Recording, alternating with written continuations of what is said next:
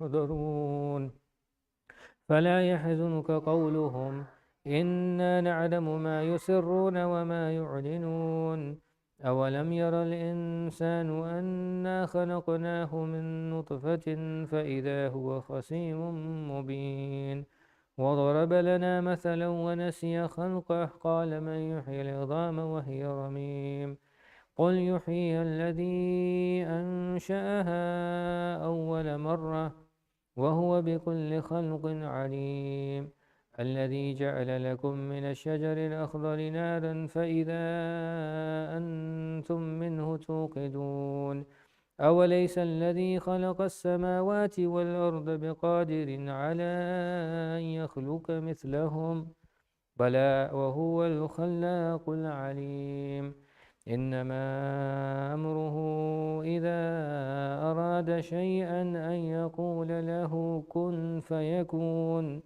فسبحان الذي بيده ملكوت كل شيء وإليه ترجعون صدق الله العلي العظيم رحم الله من قرأ الفاتحة.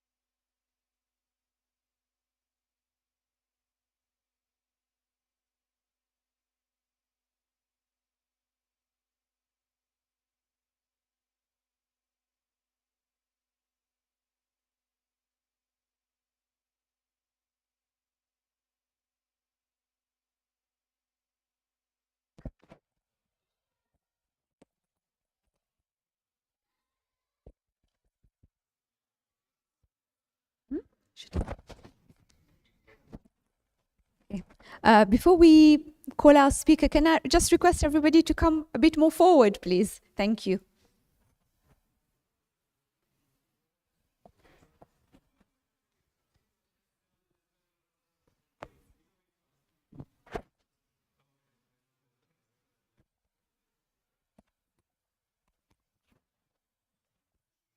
Thank you.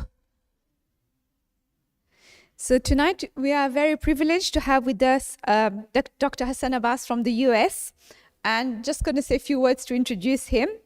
So Dr. Hassan Abbas is a distinguished scholar and author specializing in Islamic history, South Asian politics and security studies. He holds a PhD and several degrees in international law and political science. He is the author of several acclaimed books published by Yale University Press, including The Prophet's Heir, The Life of Ali ibn Abi Talib, and The Return of the Taliban. His research and commentary bridge Islamic history, contemporary geopolitics, and lived religious experience. So if you can please welcome Dr. Hassan Abbas with the salawat.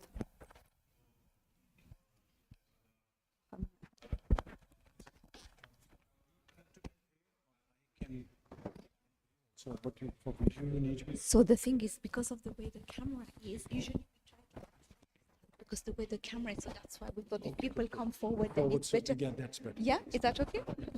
Thank you. Sorry about that. Oh, good. So you need me on this also. Yeah. Absolutely.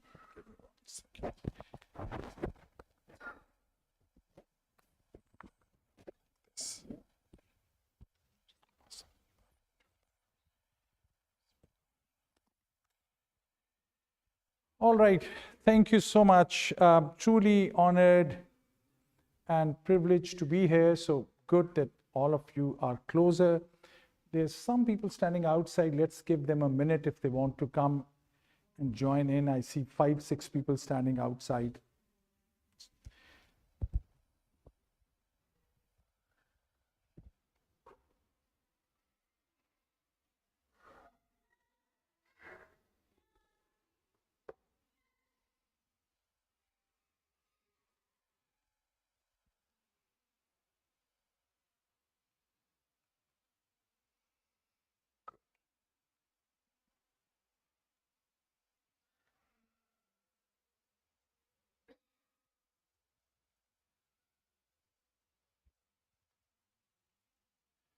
Bismillah ar-Rahman ar-Rahim. Thank you very much. I'm very honored to be here. It's great to be in this city.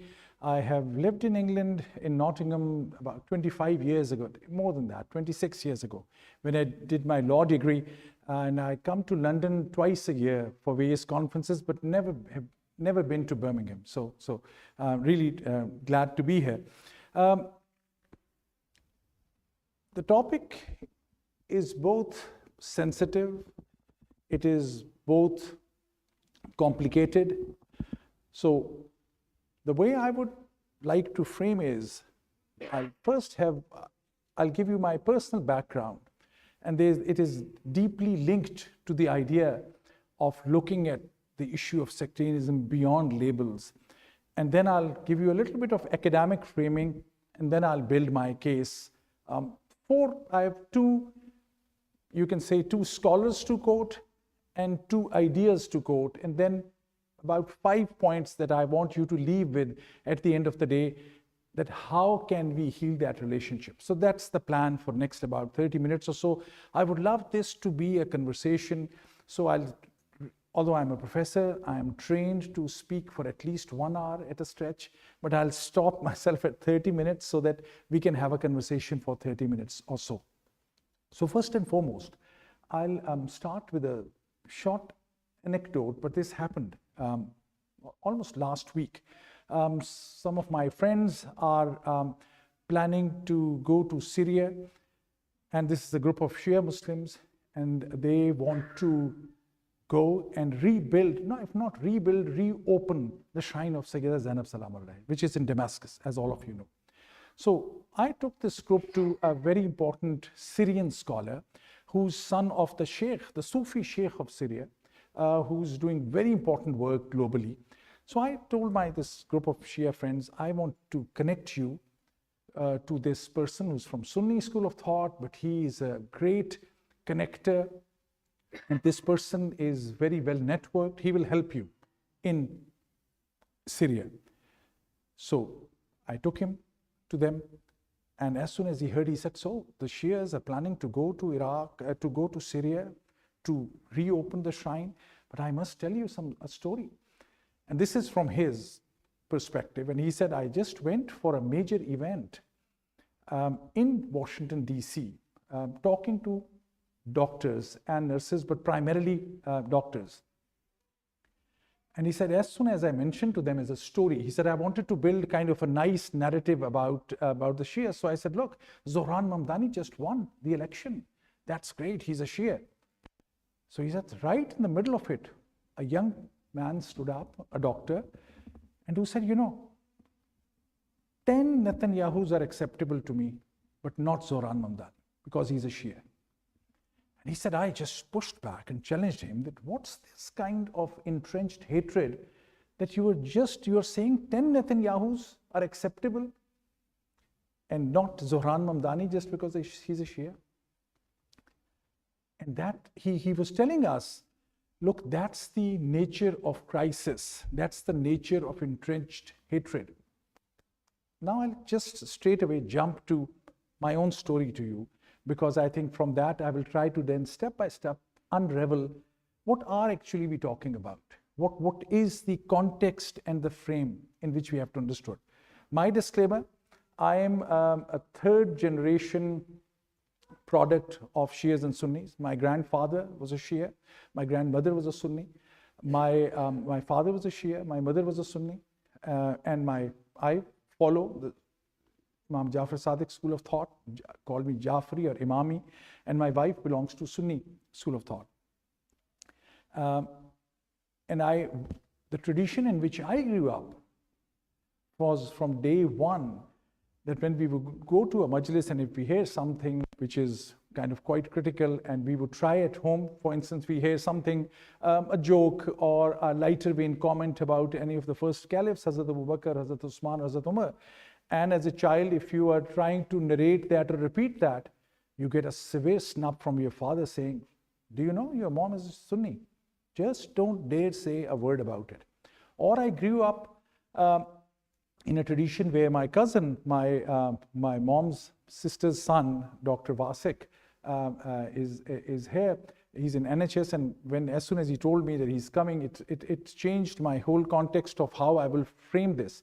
Because I remembered he, from the Sunni side of my family, when I was growing up and we moved to Lahore, he would take me to the Ashura Majalis or the Ashura Julus. And it was not out of responsibility. No one had asked him to do that. Or neither I needed somebody to take me there. I was grown up enough. He would always, I don't know whether you remember, you would always take me. In Lahore's Ashura and Muharram is very intense. If you're not a Shia, you would not like to go close to those big processions because of the ritual, because of many things. And he would always take me. And nobody had asked him to do that. But that was the tradition in which we grew up, the love of Ahlul Bayt. But when I moved to United States, because I gave you a story of a Sunni extremism, I have to give you a story of the other side. When I moved, I lived in Pakistan in 2001. I moved to first I came to UK, did my law from Nottingham. Then I went back to Pakistan. I was a police chief. And I'll give you my police perspective on this sectarianism as well.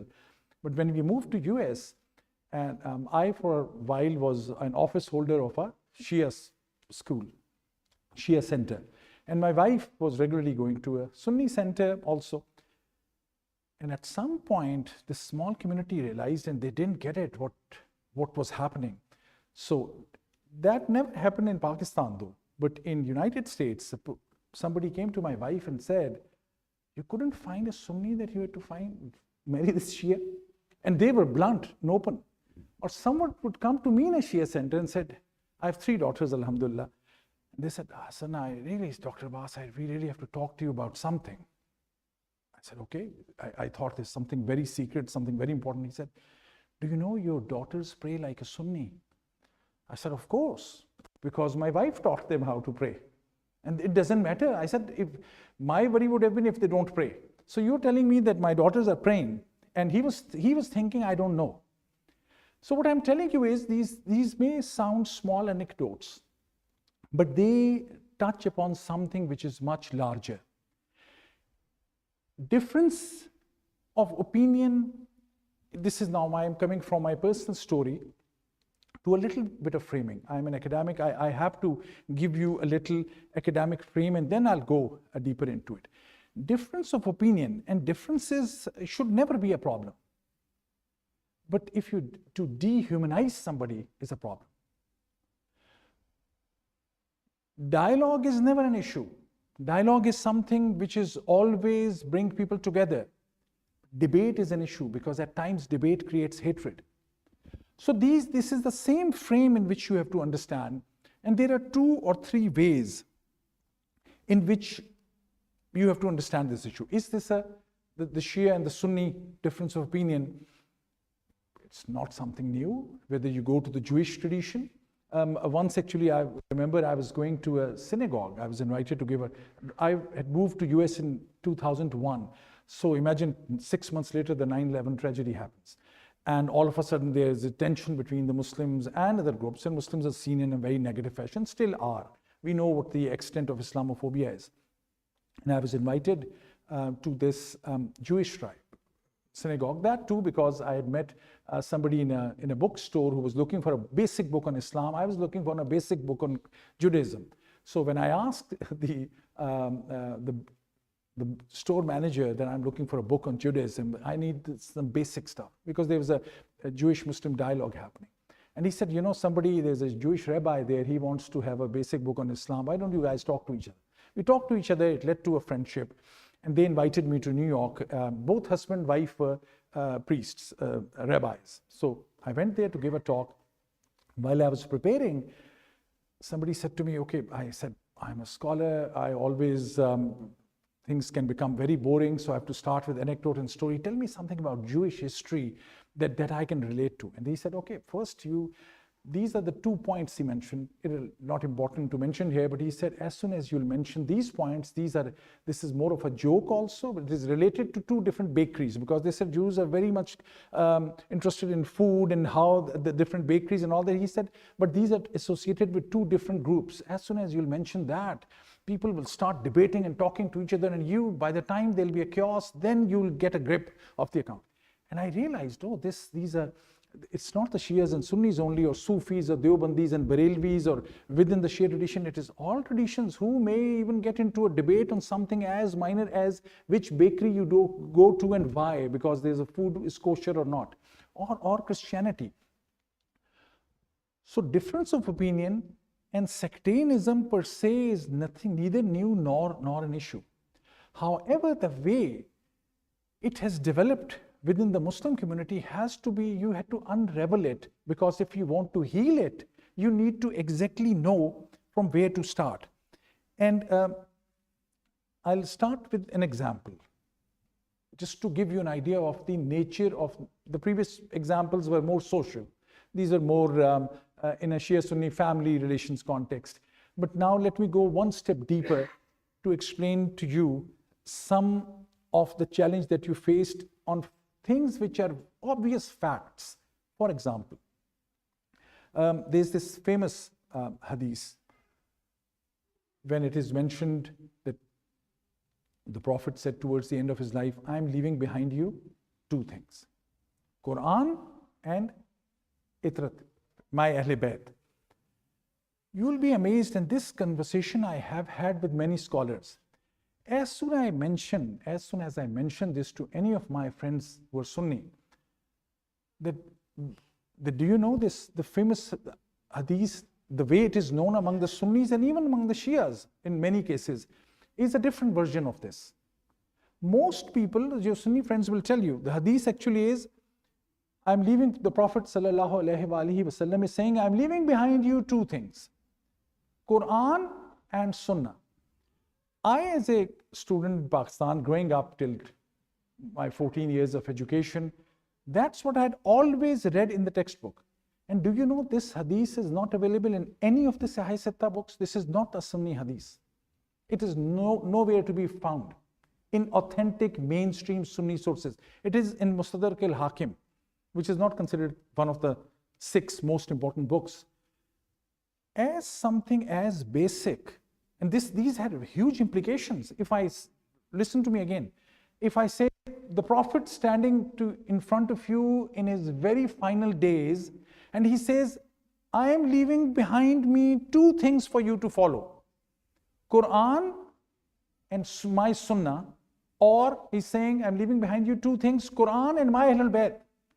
And then even the further one, according to Sunni hadiths, follow these two because they will stay together till the time they meet at Haus al-Kausar. This has a deep implication. The deep implication is you are just through your mainstream sources of your own text, you're leaving out a reference to Ahlul Bayt. And that's where it comes down to. I'll give you another example. And this is more relevant to Pakistan, but my 3-4 days in Birmingham tells me it is all very, very desi. Whether it is trash or it is food or everything, it's exactly like South Asia. I was slightly disappointed, but that is besides the point. A very, very desi place. Maybe it happens here as well, but in Pakistan, if you see any board on any chart where they are saying there is a competition for Quranic recitation, what is your first guess who it is? It is always a Sunni Ahl Hadith group. You see another chart, billboard. There is a milad happening here for Prophet Muhammad sallallahu alaihi wasallam. What would you think? This is Barelvi Sunnis. Immediately you can guess without looking at the name of the mosque going there. You see anywhere a black flag saying we are commemorating the martyrdom of Hussain alayhi salam. What is your first reaction? It has to be a Shia place. So the Muslims have so neatly distributed Quran, Milad, and Muharram among themselves, which things that were supposed to bring them together culturally, socially, politically, religiously have been divided into different things. So I think we all together, whether Shias or Sunnis, read even an open hadith the way we like it. The hadith says, I'm leaving behind you two things, Quran and Ahlul Bayt, follow it. We read it as, perhaps in a slightly lighter vein, may God forgive me, Prophet is saying, I'm leaving you behind two things, follow Quran or Ahlul Bayt. We always think of or, where it is and, because we have picked different things and we want to stick to it and associate with it. Another example I'll give you, still to explain, because again, the first challenge is to really get to the diagnosis. What has gone wrong? What is the real type of problem? Then you'll heal it. First, you have to really understand. I'll give an example. Partly this is a way for me to project my book, but that's the first thing I learned in America. Unless you're marketing yourself, no one else will. This is my book on Imam Ali alayhi salam, which was published by Yale University Press, The Prophets Here, The Life of Ali ibn Abi Talib, which is now in Arabic, available in Arabic, Persian, Urdu, Sindhi, and Pashto, being translated in Pashto also. This book changed my life. I'm a political scientist. I teach about South Asia, politics, history, culture. Some of you have heard this anecdote from me. My apologies, you're hearing this the second time, Doctor. When the first launch of this book was happening, it happened in a Sunni mosque. About 800 people signed up. Not that more or less people mean anything, but the day before the launch, the Imam, who was a well-known Muslim Brotherhood Imam, Muslim Brotherhood, by the way, President Trump just banned it 2 days ago in United States. Anyways, he called me and he said, Dr. Abbas, you have this book launch on Imam Ali, 800 people have signed up, maybe 500 will come. I just wanted to request you to be a little careful. I said, what do you mean? Tell me exactly, what do you mean, careful? I knew exactly what he meant. He said, it's a Sunni audience, the big audience is coming, I don't know what will Hassan say. I said, look, my whole life and I am really dedicated to the cause of bringing Shia Sunni together. And I told him, I said, I'm more of a Sushi. With my Sunni Shia background, I am more of a Sushi, if that is a word. That is a word, of course. And so the event starts next day, and he introduces me. He said, Hassan Abbas is an author, writer. He thinks like a Sunni and he writes like a Sunni. So he puts me in a situation where, why would I challenge? I'm extremely happy if someone calls me Sunni. But after the event, I called him. I said, so Sheikh, I'm very happy. The event went well. There were all book sales and everything. But I want to know, you know, my name is Hassan Abbas. Most likely the person who connected me with you is a well-known Shia in California. So you could have guessed. So no problem at all. I'm extremely happy. Sunnis think I am Sunni. Shias think I am Shia. I'm very, very happy with that. But why did you say, knowing fully well that most likely I am from the Shia tradition, you said, I think like a Sunni, I write like a Sunni. I said, were you scared? He said, no, that's not the case. He said, actually, I read your book. I said, so? He said, the first 2 chapters are about the Prophet. I said, of course, because the book is called The Prophet's Heir. I have to tell about the Prophet, then talk about Ali. He said, yeah, but your first 2 chapters are so full of love for the Prophet. I said, okay, so? He said, but the Shias love Ali more than the Prophet. So anyone who loves the Prophet is more like a Sunni. And he's an Imam of a major mosque in the United States. I said, Sheikh, that is not true. Shias love Ali or Ahlul Bayt because they love the Prophet. If they are not Prophet's family, there is no reason or cause to love. He said, yeah, you're right, but Shias like Ali more. I said, no, that's not true at all. And this is a major mosque. So whatever you think in whichever world you live, the image or view of the other, based on some narration you have, based on some hearsay, has become so entrenched. So I would call, honestly, first and foremost, the issue of sectarianism is the lack of communication. It is the lack of awareness, is the lack of interaction. Other than and I don't know, how would I frame it if I had both Shia father and Shia mother, or if my wife was also Shia. I'm just giving an example. Ultimately, all members in my family came to a kind of a Sushi worldview. But what I'm saying is, it is the lack of knowledge, ignorance, which then ignorance creates these biases. Ignorance creates, then somebody tells you something. In most cases, I mean, as Shias, you should know, they just have to depict somebody in a certain tag and nobody will challenge it even what that really means. So keep in view, this is the first frame I wanted to mention, the lack of ignorance. Because of lack of interaction, How many centers are there? And now I'm going to be starting with a little hard on the Shias in terms of the idea of mosque.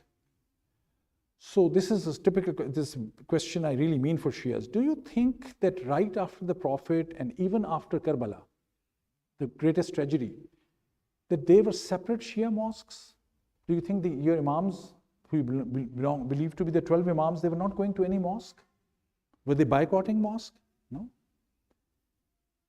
Was there any imam in the Shia faith who built his own separate mosque? Show me an evidence. You will not be able to show an evidence because there is none. The idea of a Shia or Sunni mosque is a much, much later development. Now, I'm not trying to say this is all politics, because that is also to defray, to disrupt, and actually to many a times when people will come together and you'll say, no, you are Shia and Sunni and you're trying to mingle and you want to underestimate or you want to say that there are no big differences. They say, oh, it was a political issue. Well, no, this was not a political issue. There's much more than that.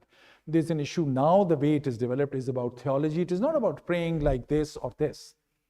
It has become part of your legal theory. It is part of your doctrine. It is part of the prayers you do. So it has expanded into all these things, which is far more diverse and far more difficult. But the way we were growing up, I was saying in most societies, the way Muslims were growing up, there was not hatred. So where this hatred comes from, and there this idea of the modern geopolitics comes into play, because a lot of money was invested in creating hatred. I'm not saying there was not hatred from initial years. Muawiyah ibn Abi Sufyan, and this is well known, documented through Shia and Sunni sources, more from Sunni sources than Shia sources, that Muawiyah ibn Abi Sufyan was cursing, abusing Hazrat Ali for 40 years almost, through the main pulpit, through the main mosque when he was the ruler. 40 years. Even let's say 4 years. I'm exaggerating, okay? 44. Ali, who was the cousin of the Prophet, who was the son-in-law of the Prophet, about whom Man kuntu Mawla fa haza Ali Mawla has come, about whom Prophet had said, Ali is to me what Aaron is to Moses, about who's in every reference, whether Quranic or Hadith, and somebody at that time who claims to be a companion of the Prophet, cursing, abusing Ali. So this propaganda and hatred is not new. I'm not saying geopolitics has created it. It was entrenched at that time also because of politics and rivalries. So how do we go out of it, or how do we understand it more so that we unearth it a little bit on dealing with it? Because again, my apologies, I'm mentioning this, the extent of the problem, because it is so important. Again, I'm at the same point. Unless you understand the depth of this challenge, you'll not be able to cure it. This happens to me. I teach, I have students from all across the world. As a South Asian and Pakistani tradition, we always invite people at home for dinner, lunch. I'm sure that's what all of you do as well. And I invite my whole class, and normally my classes are such that about 40 to 50% is international students, 50% are Americans.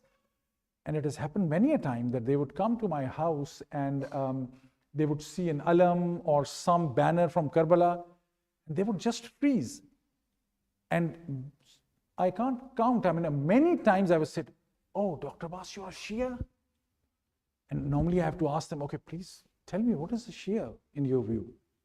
Rather than asking, I'm a Shia or I'm a Sunni. And then they would say, no. And by the end of it, they would apologize, because that's at times in many countries. Jordan is one. Egypt is another. And Jordan both have very strong Shia traditions. But because of oppression, because of the challenges, people will not mention it. When I go to Iraq, which is quite often, Najaf and Karbala is a different debate. You go to Baghdad, and my Shia friends who are in government will tell me, Dr. Abbas, because you just gave a lecture in Najaf, I just want to mention you, in Baghdad, if you make a religious reference to anything, that's not welcomed. I said, why is that not welcomed? It's a 70% Shia state. They said, no, because they have many Sunnis, and that's why we have to be careful. And I said, so mentioning about Imam Hussain, why is that become sectarian? So Again, I've spent a lot of time giving you the symptoms. Where is the core of the problem? The core of the problem is 2 or 3 things we have to remember. One, there are questions. I can leave you only with questions. I have about 5 to 7 minutes. One is, do you think on the day of judgment, you will be asked a quiz question about history? You will be asked questions about your faith and your character, about your integrity, and about God. Even if you get it wrong on a history question, as crucial as it is, that's most likely, I'm just a question, think about it. Because history, yes, Quran mentioned the history of the prophets, but history lesson or the prophet or nobody else said that, okay, this is the core. So even if there's a difference of opinion, try to come out of it by talking to the other in reconciliation. And reconciliation, how that happens, there are 2 models. One is this modern, that we talk as in the present day. So often our examples and our religious examples are 1400 years old, or even of the prophet era, previous prophets eras, that they are irrelevant. Modern day, has anyone attempted reconciliation between Shias and Sunnis today in this world? Yes, people have. One is South African example, which is not Shia-Sunni, but I'll give you, which was called truth and reconciliation. Truth and reconciliation happen when you talk to each other. Both the sides have to listen. So my question to you is, are there any spaces available whether Shias and Sunnis listen to each other? This is a great space. I mean, I had a great experience. I met many scholars here, and this place is known. I'm so glad to hear that here you bring many a time Shias and Sunnis together. I am really happy to hear that. Congratulations. But tell me about the larger Muslim space. How many spaces we have? How many times Sunnis would go to Shia place or Shia center, Shias would go to a Sunni center? Very few occasions. So it's a space issue. And this is linked, if truth and reconciliation has to happen, because often it is not historical issue. I'll give you another example. Not a very good example, but it's a problem. There was a Muslim-Jewish dialogue that we started in US some time ago. And actually 20 years ago. And they said, okay, because Muslims and Jews, because of the Arab-Israeli issue, there's a lot of tension. So first year, we'll not talk about religion, we'll only eat together. Good, we had great food, sometimes kosher food, sometimes South Asian food. And ultimately, the first meeting happened. And one person, it was not the whole community, there was one Jewish scholar who said, he wants to talk. Because that was the first meeting, we said, okay, let's talk on substantial issues. And his first requirement was, he said, okay, in the Battle of Khaybar, the Prophet and Ali killed a lot of Jews. We want you to apologize for that. I said, what? You want us to apologize for 1400 years for what Prophet and Ali did? Sorry, this is a non-starter. That was the last meeting, the Muslim-Jewish of the group. And I learned and I remained friends with that Jewish group. That was just one person. And I realized you don't start the conversation from 1400 years ago or 2000 years ago. I mean, that was a very unfair expectation. The point I'm making, conversations happen when you regularly meet, not in a structured fashion. The space has to be very open, allowing everyone to listen to each other. That was my one point, keep that in view. Second model, in contemporary senses, and that was also, in a sense, forced upon Muslims because of the 9/11 tragedy, which was what I call it, and I really want you to Google and look at the website, called Amman Declaration. This is a declaration finalized in Jordan. King of Jordan deserves full credit for that. They brought in all leading scholars, Shia, Sunni, Salafi, Sufi, everyone else. I mean, I am just talking about Shia and Sunni, and I so often hear very derogatory remarks about Salafis from Shias and about Sufis from everyone. They brought together everyone, almost I think 50 to 60 scholars, including Sistani was involved, the Sheikh of Al-Azhar was involved, and they came up with 3 principles. They said these are the 3 principles that we have to focus on. I think although their purpose was counter-terrorism or counter-extremism, those are the phenomenal 3 models. Number 1, they said, these are all the mazahibs, Shia, Sunni, Hanafi, Barelvi, this. They named all the important ones. Actually, Shia, Sunni, Salafi, Sufi, and one Ibadi also, which is in Oman and some parts of Africa. And they said all of these are legitimate versions of Islam. Second, they said there is a certain qualification needed to issue a fatwa. You may know or not know, there was a website called fatwa.com. Anything you want a fatwa on, I can get you a fatwa. Because you pay $30 fee and you get a fatwa and you said, okay, I'm happy with this, whatever you want. But in reality, I mean, there are very strong qualifications to issue a fatwa. And they said, we have to follow those. And third was takfir. Even if you have a difference of opinion, as strong as it is, takfir means you are declaring somebody as an apostate or saying this is out, because that's a death warrant. You call somebody that such and such person, I'm doing a takfir, this person is outside the pale of Islam, that means this is a death warrant. That can be killed. They said no one has authority. Don't go for takfir. This is a modern 300-year-old, 400-year-old phenomenon. This has nothing to do with Islam. That's the second model that we have to keep in mind. Hardly few more minutes I'll take. So I wanted to give you two of these models, the South African Truth and Reconciliation, from which I'm just borrowing the idea of space and listening. From the idea of Amman Declaration, what I'm promoting, and I'm giving you an idea. It's not that efforts have not been done. At the highest, senior most level, these efforts have been made. The Al-Azhar University has already issued a fatwa. Jafri School is part of the mainstream schools. Somebody asked Ayatollah Sistani, somebody said, are the Sunnis brother? He said, not only the brothers, they are on our head. They are our chief concern. They are the most Sunnis, think of Sunnis as the most beloved. I mean, that's the approach. So there are people at the leading space who are saying it. And two scholars I want to quote, and I want to encourage you to read them. One is Sayyid Hussain Nasr.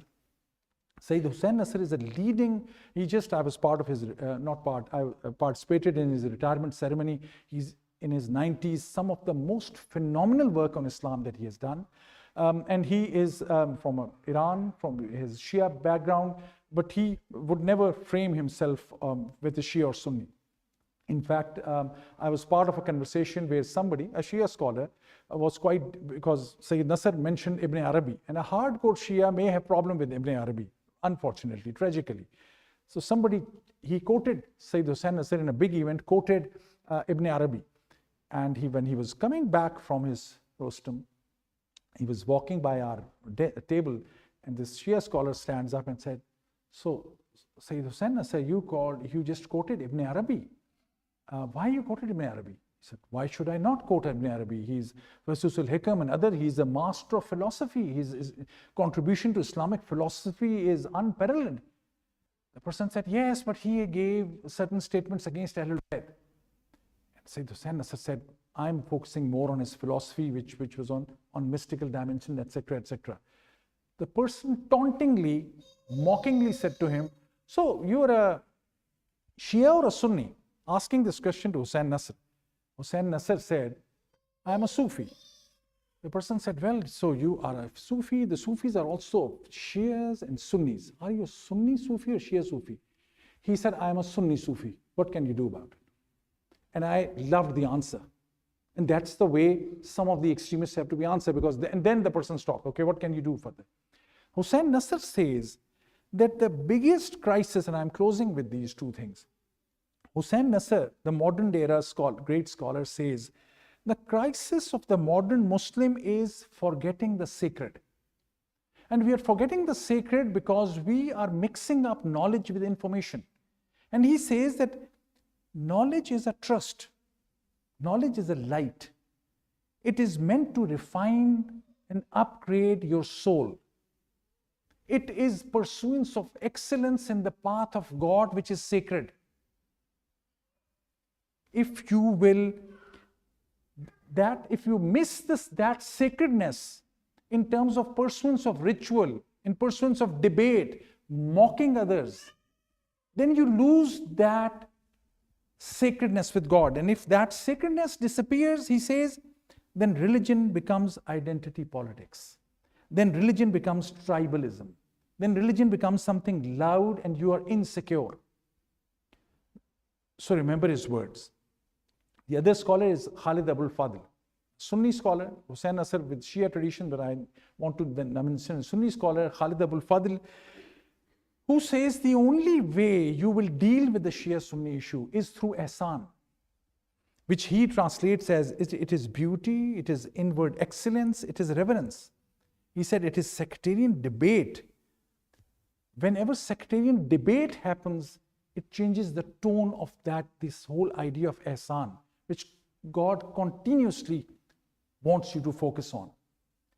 And I thought these two contemporary scholars, the way they offer the frame of sacredness, of ihsan, if that's what the debate will pursue, most of our problems will be solved. And 5 things, my promise, my last things. I told you I have to talk for an hour, but I'm closing. And this is the 5 things which are easy for us to. You'll ask me, okay, you gave some philosophy, you gave some personal stories, you quoted some big scholars who are not accessible. What this means for this community? 5 things. Number 1, commitment to adab. What do you learn basically from your parents? Even if somebody had asked the Prophet, somebody misbehaved with an individual, and he came to the Prophet, and the Prophet said, why you misbehaved with that guy in front of me? The person said to Prophet, hey, he's kafir. You know what was Prophet's answer? Prophet said, have you opened his heart? What do you know about what is inside that person's heart? So adab can never be let go. If in our conversations, from our pulpits, in WhatsApp groups, everything else, I'm part of various WhatsApp groups in which I deal with people who are very senior, who are retired, and the way they at times behave, you feel, okay, they have not learned adab, then of course you will fall into this kind of divisive sectarianism that you have. Second point, commitment to learn. Each one of us, I mean, I'm not, there's no claim to scholarship, I am a humble student. Whenever I'm working on a book, when I was working on the book on Imam Ali alayhi salam, I for the first time learned when Khawarij challenged him, the first terrorist group of Islam, when they challenged Imam Ali in the mosque and Imam Ali's friends wanted to beat them up, Imam said, no, you can't touch them. They have a right to say whatever they want to say. Can you find me one mosque where you will allow that? So commitment to learn and commitment to tolerance. And that only happens when your ears are open. Number 3, commitment to protect. In this day and age, I'm surprised with terrorism and these charges and extremism and Islamophobia. Can't the Shias and Sunni mosques in this area can commit to each other that if any one of you will face Islamophobia or any challenge, we will protect each other together. We'll stand on those issues at least, about the state, about policies, about citizenship rights, about immigration together. So that it may sound politically, philosophically very good. Has anyone tried? Have you gone to the other center? In my own center in Washington, D.C., every year during Muharram, they ask me, Dr. Abbas, do you know any Sunni scholar from the mosque? I said, you slept through the whole year? Just when it comes to Muharram, you want to reach out to a Sunni or a Christian or a Jew? These are things that you developed over a period of time. The 4th thing is commitment to shared services. If you can't agree on a religious issue, can't you go in together at least feed the hungry? What stops you from doing that? Because there's a lot of scientific evidence when you share sacrifice together, that brings your hearts closer to each other. No one is asking you, the Shia, to become a Sunni or Sunni to become a Shia. That's not the expectation. The expectation is to, at least if you can't respect each other, tolerate each other. And these are the core principles of Islam. And last but not the least, commitment to resist manipulation together. In this era of geopolitics, be very clear and that's what the younger generation has to do. What idiom, what terminology you teach them. So I could have gone on and on, but I have already crossed my time limit. I had some poetry also which I could shown you, which I could narrate and ask you whether do you think this is a Shia or a Sunni. But let me, how many of you understand Urdu? Raise your hand. Only 4 or 5 people. I'll not bore the others with then Urdu poetry. So I'll stop right there, and we would love to have some more conversations on this issue. Thank you very much for your patience in listening to my narrative.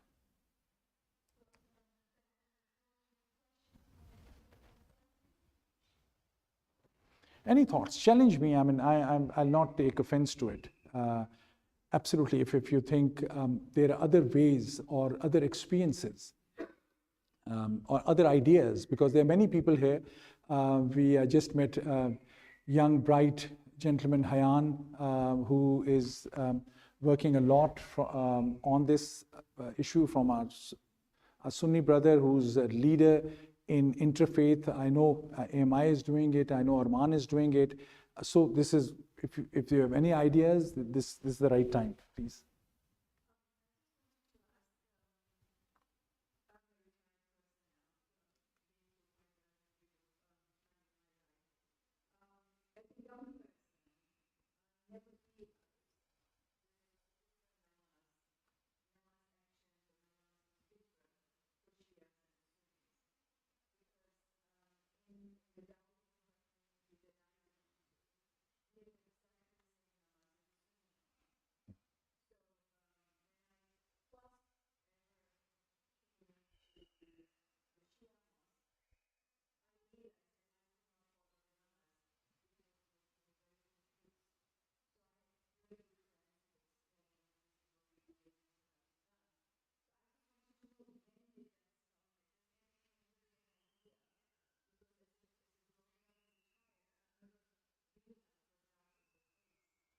True. No, that's a great point, actually, and very few people would know. This will come as a surprise. I knew this because I have many Bohra friends.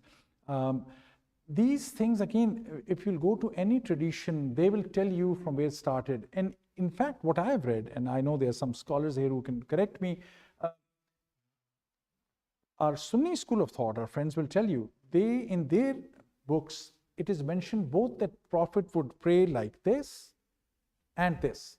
So, even if there's a debate now on the date of Prophet's birth or some of the major issues, this was comparatively a very minor thing.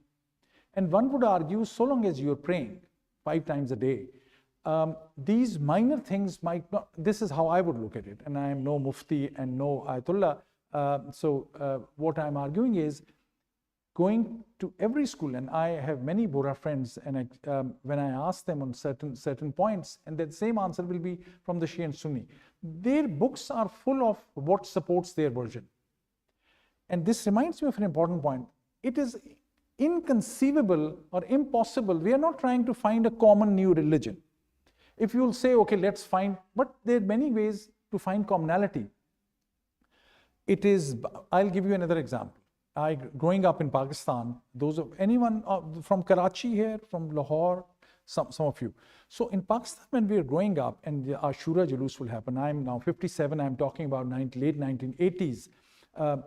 When you go to the Muharram Jalus, there would be no prayer, because people are doing matam, flagellation, their big procession is going, everyone is busy, everyone is very sad. To give credit where due, this is debatable, but it was the Islamic Revolution in Iran which created a different kind of energy also.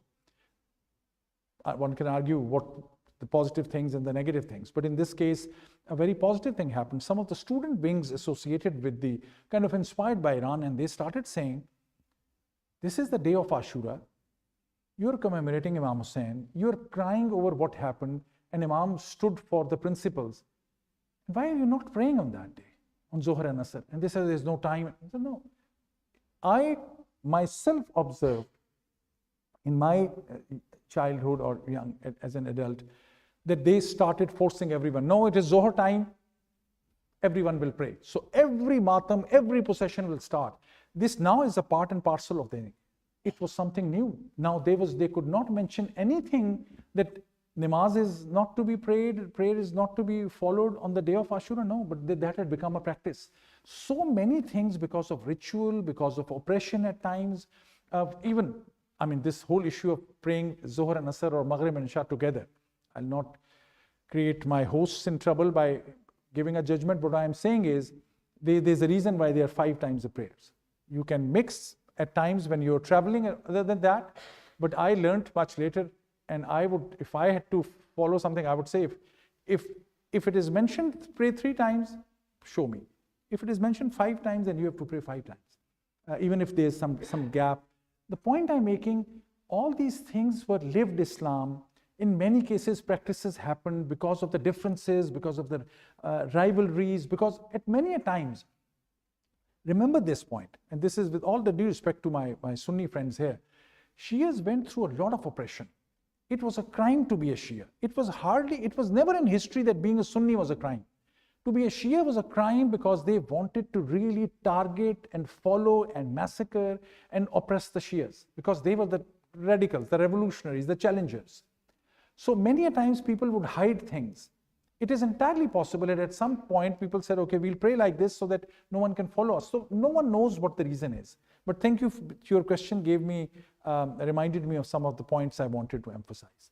But no one exactly knows. Everyone will stick to their own thing, that this is, in some cases I ask some, without naming a subsect, I ask them for their books. I want to read more because I'm writing now, after this book on Imam Ali, I'm writing a book on Sayyidah Fatima Zahra, another biography. I need your prayers also to succeed in that process. But every day I find and read new things, which I said, okay, at least I've been going to Majalis for 50 years at least, in my clear memory. And there are things that I hear from the pulpit which are different than when you read the books. There's a gap. There is a big gap. And we need to be ourselves also read, because there are more Shias here. This is a Shia institution. Let me be harder on Shias. I do this quiz question many a times among the Shia. Do you know your basic 4 hadith books? Sitta, we all know the Sunni books because in the school in Pakistan we had to mention Sahih Muslim, Sahih Bukhari, Sunan Nasa'i, Ibn Majah. The Shia books. If you're a Shia and you don't know the Shia 4 books, if you don't know Sheikh Mufid, Sheikh Saduq, Sheikh Tusi, Kulaini, there's a problem. And whenever I ask a quiz question, everyone fails. So the knowledge of our own people. Another example. While writing the book, researching for the book on Bibi Fatima Zahra, I always thought, this is what I've heard as the mainstream Shia view, that Sayyidah Fatima Zahra was the only daughter. And the other daughters were the daughters of Bibi Khadija's sister, or these were the daughters of Bibi Khadija from earlier marriages. And I said, and my wife is going to be co-author for my next book. So she said, Hassan, we have to read Sunni books also. I said, okay, you read it. So she read it and she said, what is your counter argument? There are Prophet Bibi Fatima Zahra Salamullah Alaiha, Sayyidat al-Nisa al-Alameen, had other sisters also. Every book says that. Then I went to the Shia book. I said, let me not just listen to the big scholars, let me go and read the book. Every major Shia scholar, Sheikh Mufid, Sheikh Saduq, please correct me, there are 2 or 3 top scholars sitting here. Every major Shia book says they were real sisters of Sayyidah Fatima Zahra. I learned it is only the Indians and Pakistanis who in their majalis have come up with this mainstream narrative that Sayyidah was, as if Sayyidah has a real other sisters, it will take something away from Sayyidah. Another example of lack of knowledge and awareness of our own mainstream history books. So that's extremely important. Sorry, my next follow-up answers will be shorter, I promise. But I'll be happy to be challenged in any story, please.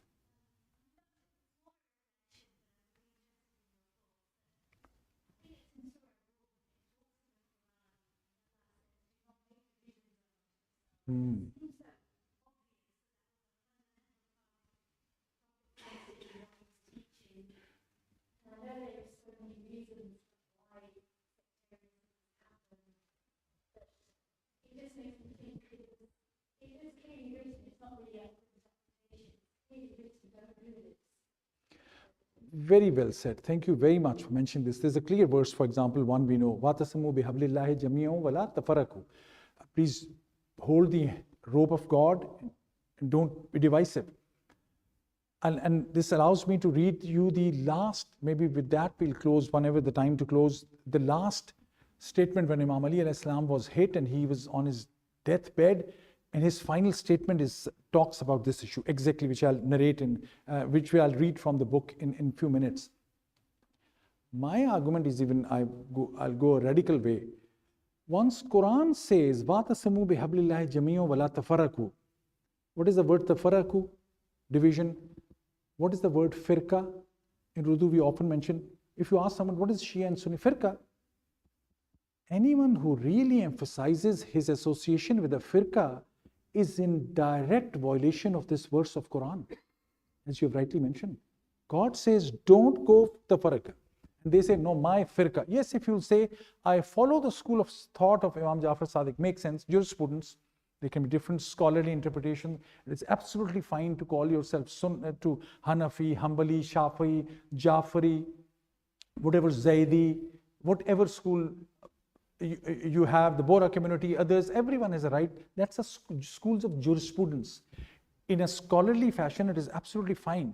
But to be divisive in terms of the titles or labels of Shia and Sunni is extremely problematic. I think unless if someone unknowingly says that I am Shia or I am Sunni per se, although the Shia argument will be the Prophet had used the word first for 4 of the closest friends of Imam Ali. But that doesn't mean that he was saying that, okay, build a whole build a whole big group in it. It was forced upon Muslims also because of politics. But your point is absolutely valid. Absolutely valid. If there's any other question, I would like to actually read, if I hopefully quickly get that page, which I want to, yes. This I found this speech, this is not normally available in most of the routine speeches. This was, but I quote it from a very authentic source and I collected it from 5-6 places. This is the last final words of Imam Ali alayhi salam, exactly about sectarianism, I think, and about in response to your question. Imam Ali said, do not seek this world even if it seeks you. Do not weep for anything that is taken away from you. Speak the truth. Show compassion for the orphan. Succor those who are anxious. My prayer and my ritual, my life and my death belong to God, the Lord of the world, who has no partner. Now he says, hold fast to the rope of God and avoid discord. Exact translation of the Quranic verse.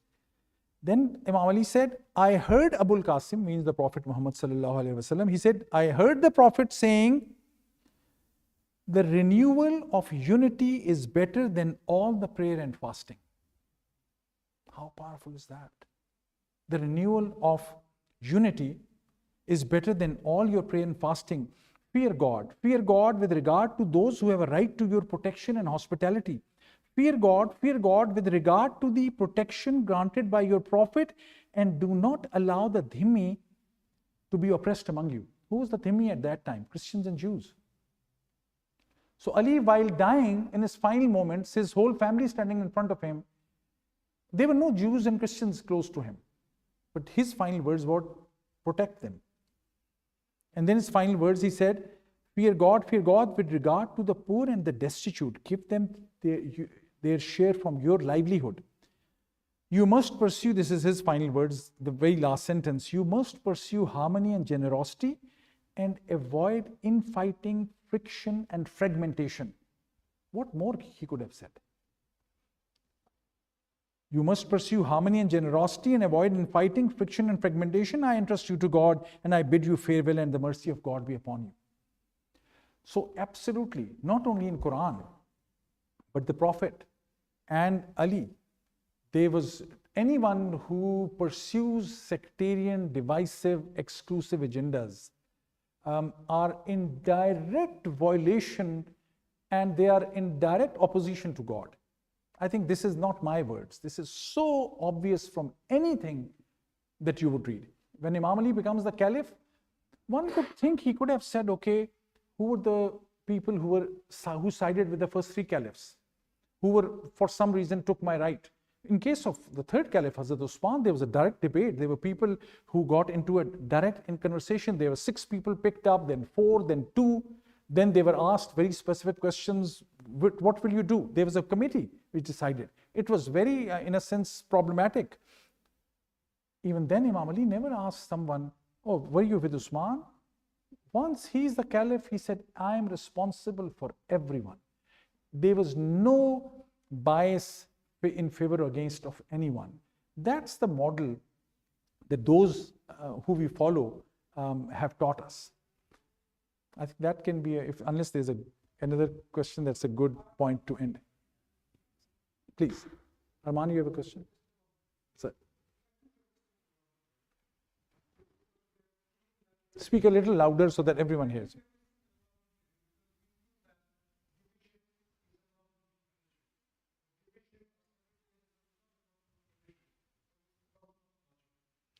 It's a problem of logic.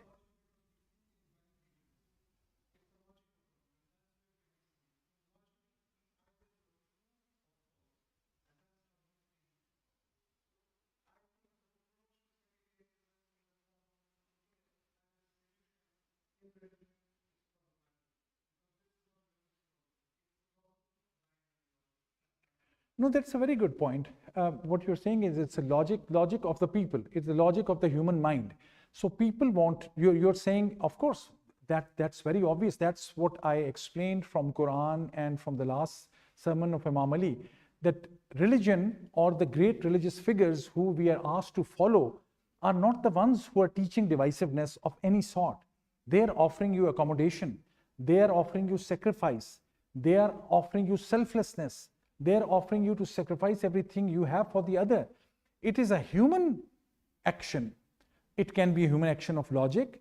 It can be a human action of history reading. But I also want to ask, how many people convert? 99% of the people are a product of where they're born. That's why I'm saying the way out of that is a space where you, at least what we can do, there's some who will say missionary work. Okay, go and try to convert Shias into Sunnis, Sunnis into Shias. That's a very complicated thing. And that also people are doing, God bless them.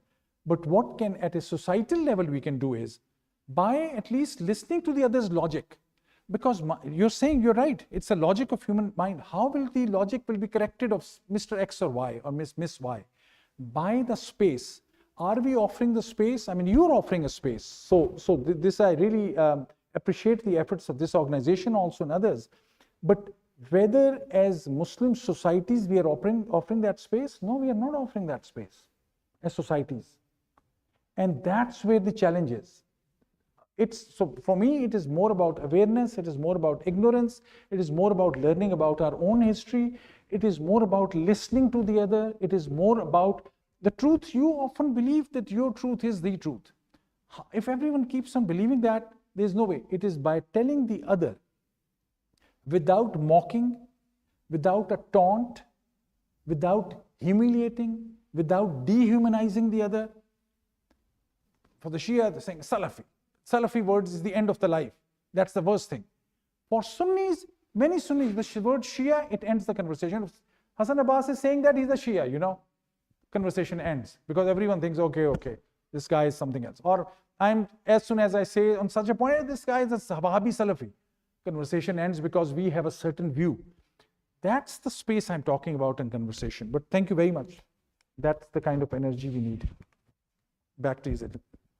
Okay. Thank you so much. Thank you for your patience and your ideas and feedback is more than welcome. Criticism is most welcome. Okay. Thank you very much.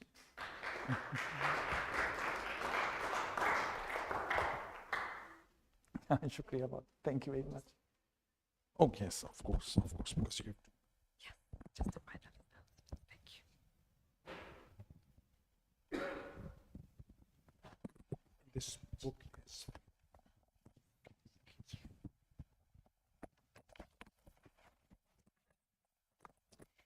So thank you so much, Dr. Hassan Abbas, for this very insightful talk. I think some interesting conversation and thoughts as well, and we can carry on over tea and refreshments as well to discuss some more. Just quick announcements. Our next program will inshallah be next week, Sunday 25th of January at 3 p.m., where we'll have a Shaban Milad with the Quran family game show for everyone and all ages. And we will end with dinner. The poster and registration form will come out tomorrow, so please make sure to register as soon as possible to secure your places. Can you please end by reciting a Surah Fatiha for all marhumin and all the people who are suffering around the world? Al-Fatiha.